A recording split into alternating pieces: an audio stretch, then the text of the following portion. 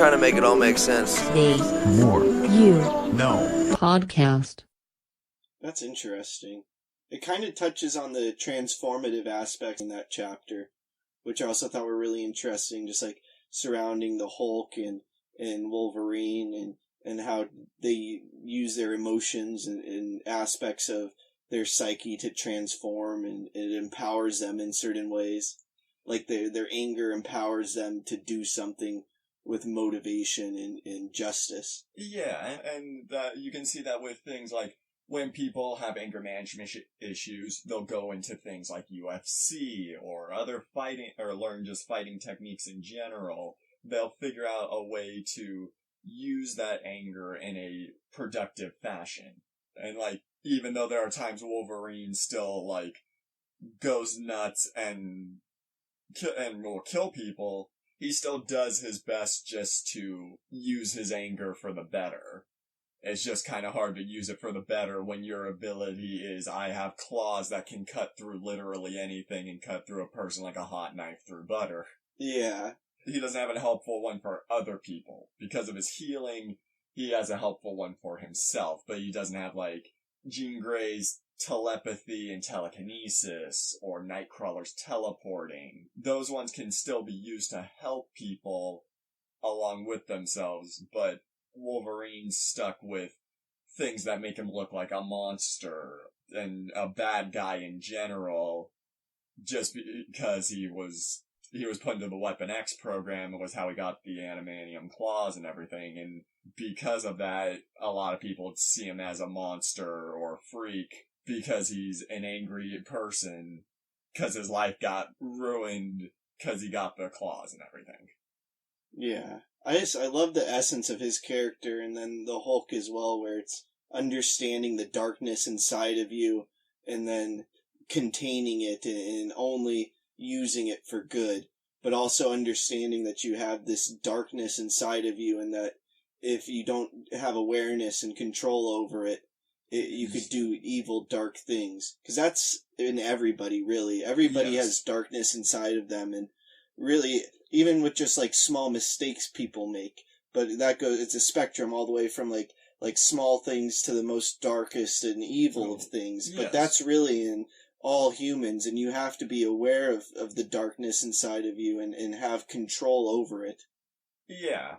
And comic book creators have understood that standpoint and do their best to convey it through different characters, like the Hulk, Wolverine, or with sympathetic villains like Mr. Freeze. They understand that it's to show, it's not like Superman where he's basically Mr. Perfect. He can control his powers at all times. He has no issues.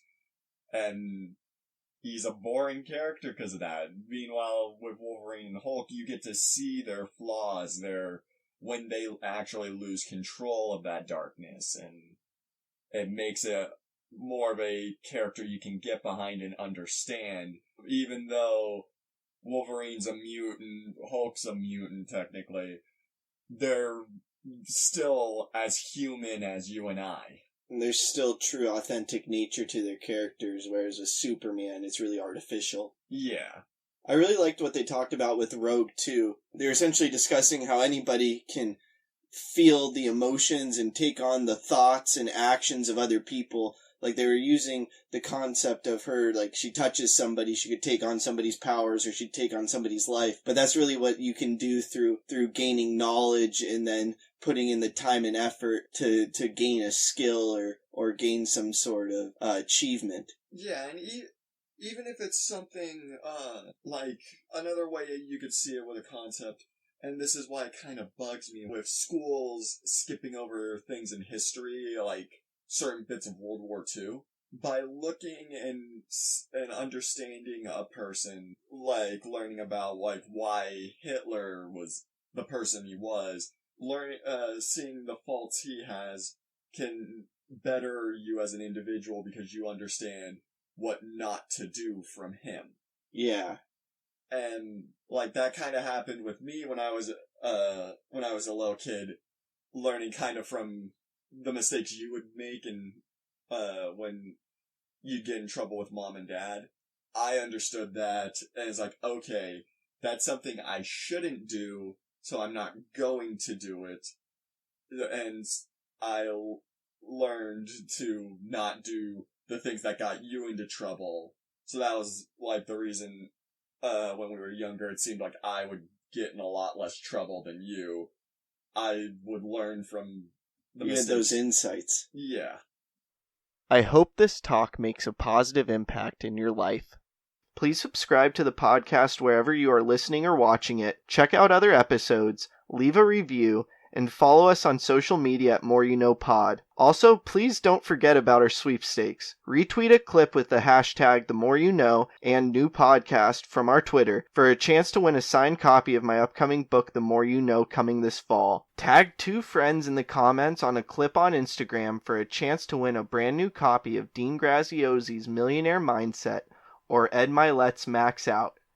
Like us or share a clip on Facebook for a chance to win a book I have read that highly inspired me, signed by me with an inspirational message. Again, thank you for listening as we propel with podcasting through the more you know. I'm